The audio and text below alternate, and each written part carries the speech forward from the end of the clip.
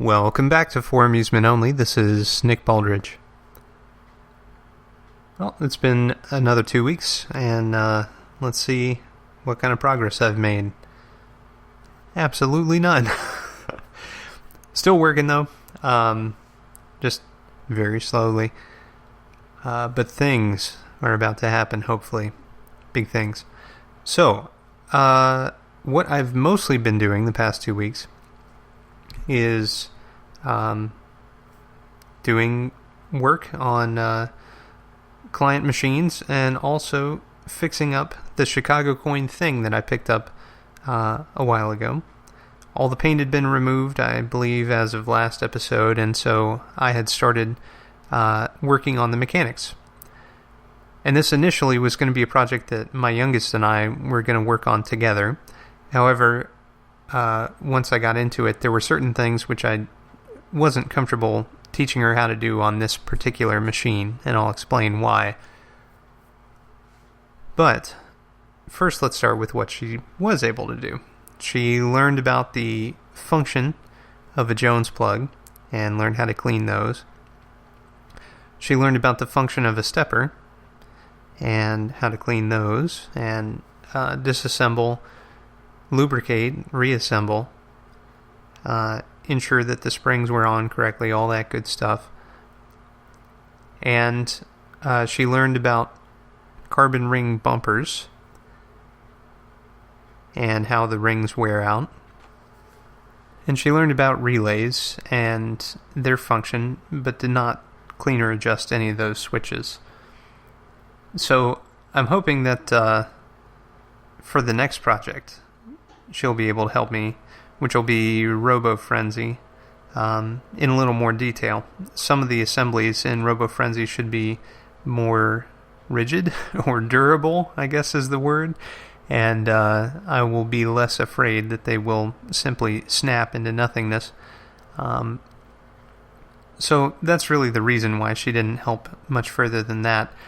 Also, this machine is a lot more difficult for a child to work on than an adult. And that's because the playfield itself is very, very large. It's much larger than a standard pinball playfield. And the cabinet is larger than a standard pinball cabinet.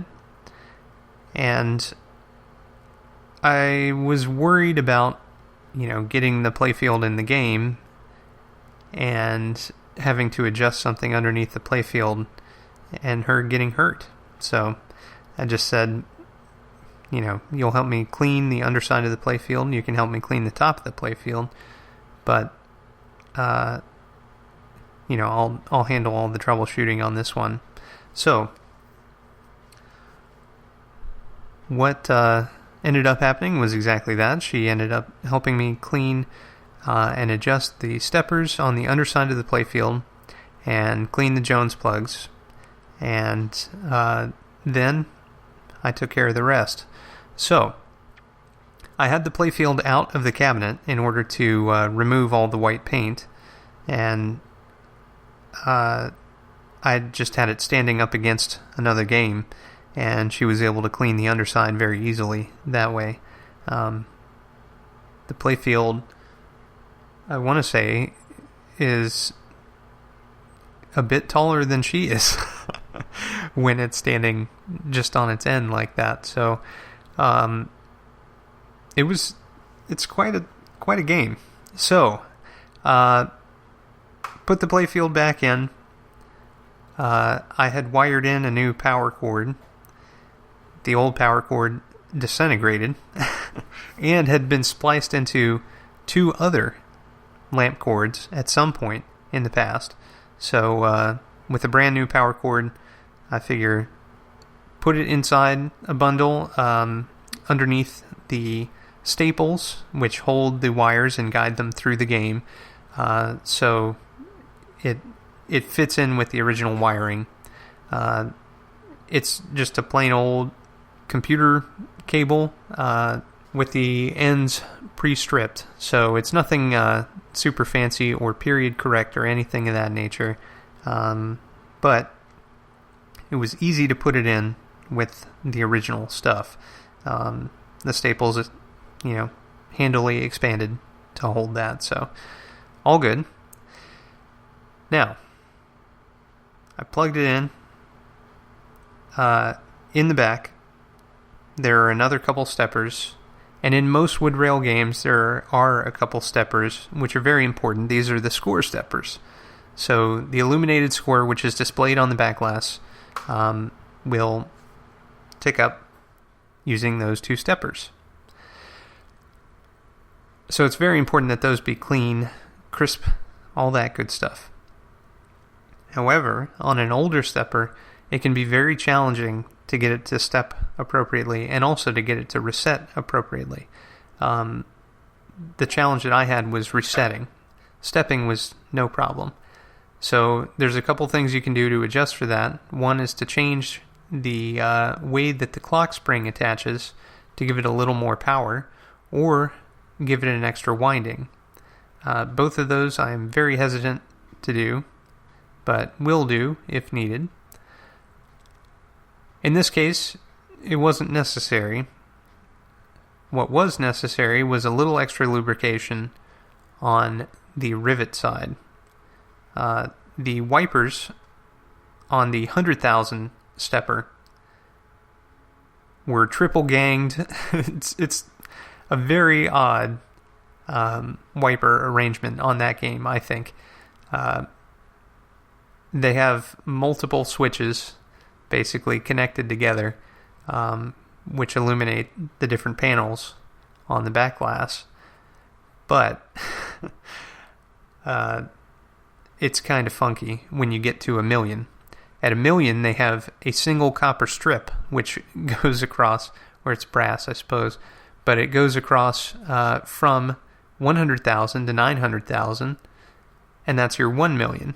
Then they do it again for 2,000,000, and so forth. Well, the problem is that strip sits proud of the Bakelite disc, and much more proud than a rivet would. And so it needs a little extra lubrication in order to actually make the large ascent and descent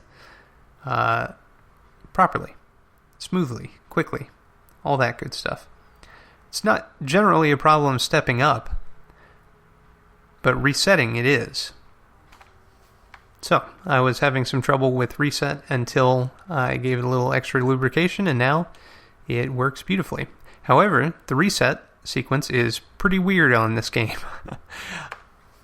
Essentially, the score hovers at 900,000 until the 10,000s stepper reaches 0. And 10,000s is a continuous stepper, so it'll step in increments of 5 because that's how the score motor allows for incremental movement of the 10,000s until it hits 0, at which point it will increase the 100,000 stepper to 0.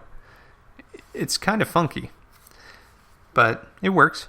Depending on the score that was displayed and how far it has to reset, you may not ever see that.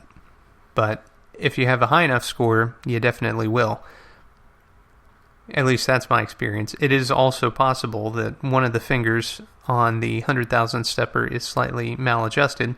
However, it does keep score quite appropriately, and it does always reset to 0, so I have a feeling that that is appropriate and just weird. So, other things of interest. This game has 2 flippers, which will both pulse at the same time when you push the flipper button, and normally that would be an impulse flipper. However, this isn't a true impulse flipper. It's just both coils are ganged together in order to fire at the same time, regardless of which button is pressed. But you can hold the flippers up. Much to the chagrin of Sophie, who manages to lose a ball, even though there's a ball-saving gate there in the center. She somehow has the good fortune to flip just a second before the ball actually contacts the flipper, and then the ball winds up underneath the flipper. It's really unfortunate it's happened to her twice. as I've talked about on this podcast previously, this game is a total package, in my mind at least. It's got a wonderful art package, it's got a great theme, and the gameplay really supports both the art and the theme. So Thing is based off of the Phil Harrison song of the same name.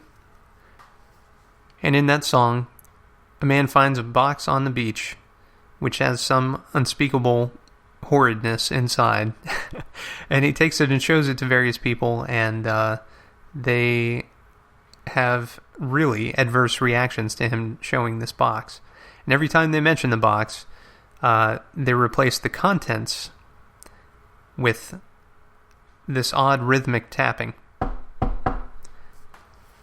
And in the game, this tapping is actually simulated with a special cam on the score motor, which will fire the knocker.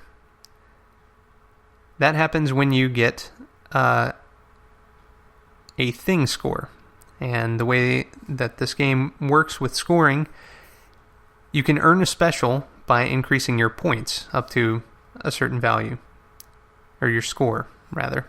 So I have mine set to award special at 3 million and on, at which point it'll light the side lanes, and you can earn special if you can hit the side lanes.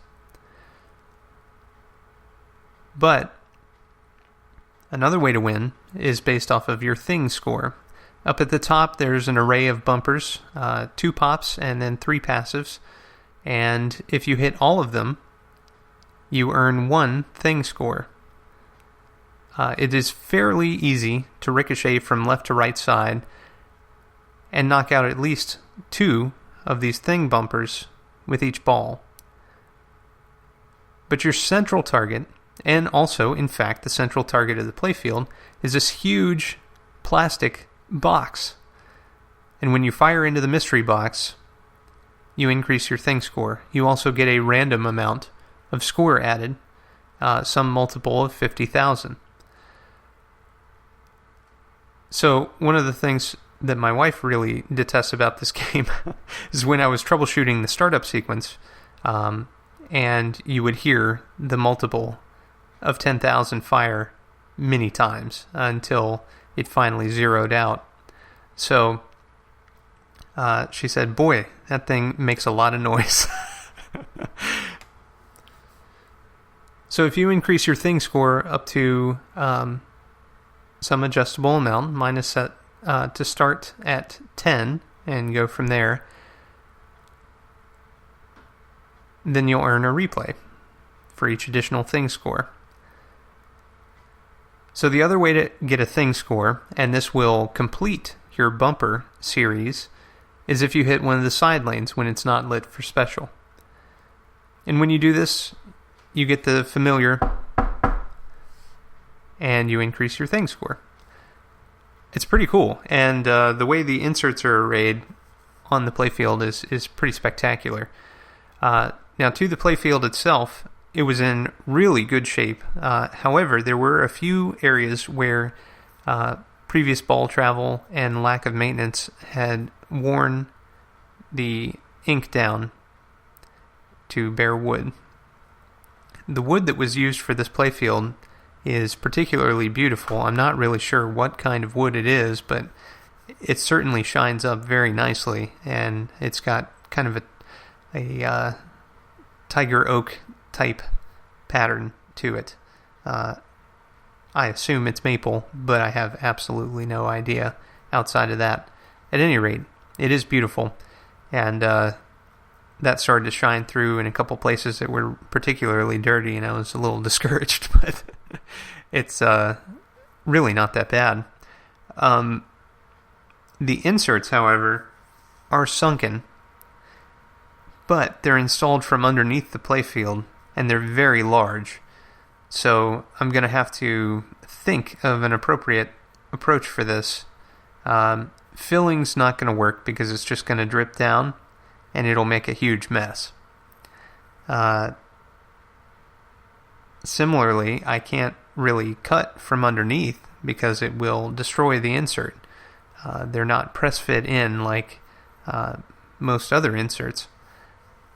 So, I'll have to figure something out, and it'll probably end up being some kind of fill. But for the moment, the only one that's really a big problem is the cupped keep out of here insert, which lights when the ball gate goes up. And at that point, you can lose your ball. Well, this insert is cupped.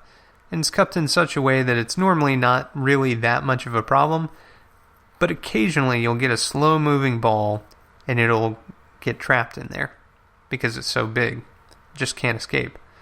So, I will have to do something.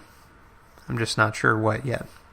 I certainly don't want to make it worse. And many of the things I can think of to do would make it worse, so I'll figure something out. At any rate, other than that, the game is super lively and fun. I really didn't have very much trouble with it. I had to adjust a few switches, and I noticed a few switches had been replaced in the past. At one point I was playing a test game and the left flipper stopped working altogether. I said, that's really funny. I opened up the game and the left flipper plunger, linkage, and spring were just lying in the bottom of the cabinet. Now luckily those aren't made out of metal, which they are, and that flipper position isn't right over top of the transformer, because boy, that would have been bad. At any rate, what failed is the cotter pins that they use to hold those linkages in place for the buttons and the linkages, as well as a few other items on the playfield. They use these cotter pins, which are just inserted through a slot and then folded around. And over time, the metal fatigues and off it comes. So I replaced that, and all is well. The other thing, which I was sad to see, were the original flipper bats. One of them was very badly cracked, and the other was warped fairly significantly. I did end up having to replace those. The cracked one was missing, a big chunk of it, so it was time. The sad thing about that is that the original plastic was marbled, and the replacement flipper bats that I had are from a different game. This one from the 1960s from Godly, but they used the same type of flipper bats. The only difference that I see is that there is a brass insert running all the way through the center of the flipper screw area that allows you to screw the flipper bat onto the shoe, onto the pawl, and through the bushing. But yeah, that brass fitting inside was no longer there. So I don't know if that was a Chicago coin thing or if that's really common on original bats and they just didn't reproduce them like that because it would be ridiculously expensive to do so. But whatever the case, the new bats work perfectly. The flippers are nice and snappy, and the game is a lot of fun. You need a well-timed, well-placed shot to make it into that mystery box. But it is doable. So I mentioned the gate at the bottom. That gate will open after you reach a certain score threshold. I have mine set to open every 200,000. So every 200,000 points that you earn, that gate will open and it will no longer be safe to fall down the center. The gap between the flippers is fairly wide, so you need some pretty good nudging skills, but below that gate there is a post with a rubber on it, and from that you can bounce back up onto the flippers, which is a lifesaver. It's wonderful to do that. You feel very good when you do. It's when you don't that you don't feel good. But the game cleaned up very nicely, and I'm very pleased. It's really great. One thing I will say is that the scene illumination lamps. This game used an odd mixture of lamps, and I find it pretty interesting. Behind the back glass, all of the lamps are 55s. 55s are kind of the hotter globe-style lamp that are used especially in bingos. So that was kind of cool to see. But then there are 2 scene illumination lamps. This was common for older wood rails, where there would be a large portion of the artwork which should be illuminated, perhaps the game title in this case. And they're illuminated by what looks like light bulbs. And they look that way because they have a standard screw-in base, and they run at 120 volts. But they are not standard light bulbs.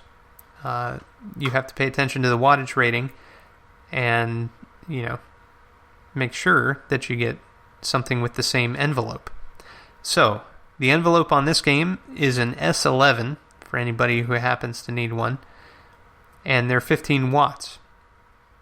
Now, I was able to find 15 watts, but not in an S11, and I was able to find an S11, but not in 15 watts. So I ended up putting in 7.5 watts each with an S11 base. This allowed the lamp itself to remain far from the back glass, but it is much dimmer than the original. Now, the original bulbs were completely burned out, so I have nothing to compare it to other than the improper 15 watt bulbs, which I went ahead and bought a pair just to see what it looked like. It provides nice illumination, but the bulb was too close to the original glass for my taste. I don't want to burn the artwork away, having just got the game working. So, aside from that, there are screw-in lamps which are used on the playfield under the bumpers. And it's important to use the appropriate one, otherwise you'll melt the bumper caps, which are, of course, irreplaceable. So make sure you use the right type, which is number 50. And then there's a single 63 lamp. Again, fairly common in older games for large areas of illumination where they needed a bright lamp. In this case, it lights up the shooter gauge.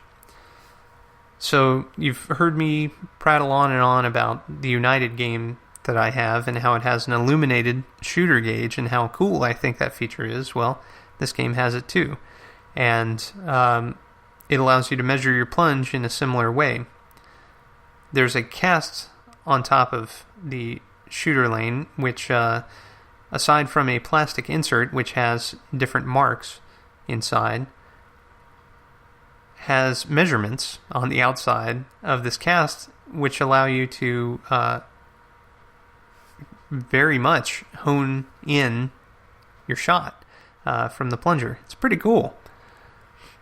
So, I'm loving the game, having a great time, and getting ready for more projects. Now that one's finished, I'm going to move back to working on the bingo full-time. Not just any bingo, the multi-bingo. But there are a couple of motor things that need to be done on my standard bingos. Caravan, I need to just break it down and redo the motors on that. They make a horrible high-pitched whine. And that's after lubrication. So I need to actually crack open the casing and see why they're screeching so much. I may end up having to take apart the control unit or the mixer shaft and make it so that they stop screeching like that. I may need new clutches. I'm actually not certain. So I'll take a look. And then Gaytime, the ball lift motor, needs to be taken apart and cleaned and lubed and put back into service because it is making some horrible, horrible noises. So, correction corner. I got a note from Phil Bogema, who's been on the podcast several times, and he is working on that parade. Parade is a follow-on to Nightclub, and it also uses the magic squares, but it's the only game with extra lines which reveal. So he wanted to let me know that, in fact, in my episode about Parade, I mentioned that there was no spot of 2 or 18. He let me know that that wasn't, in fact, true. It does spot them, there's just no light on the backlash to indicate what was going on there. Good luck, Phil, with your project. I hope to hear all about it at some point soon. And other than that, we're having some pretty lively discussions over on the Pinside forum about various bingo aspects. There's been some good discussion on there recently about disassembly of mixer units, as well as cheating a bingo. I'm going to link that thread in the show notes so you can read it because it's pretty informative. But there's still an outstanding question which I don't think has been answered unless my wild guess was correct. But I assume that it's not. So definitely check that out, and if you have something to add, feel free to add it. I'm staring at this stack of playfields beside me and realizing that I need to get on the ball and get the rest of the games programmed in and ready to go, and then start making improvements. But to do that, I got to finish the art, so I'm going to get back to it. Thank you very much for listening. My name again is Nick Baldridge. You can reach me at foramusementonlypodcast@gmail.com, or you can reach me on the Bingos line. That's 724-BINGOS1, 724-246-4671. You can listen to us on iTunes, Stitcher, Pocket Casts, via RSS, on Facebook, on Twitter at Bingo Podcast, and you can follow me on Instagram, also at Bingo Podcast, or you can listen to us on our website, which is foramusementonly.libsyn.com. Thank you very much for listening, and I'll talk to you next time.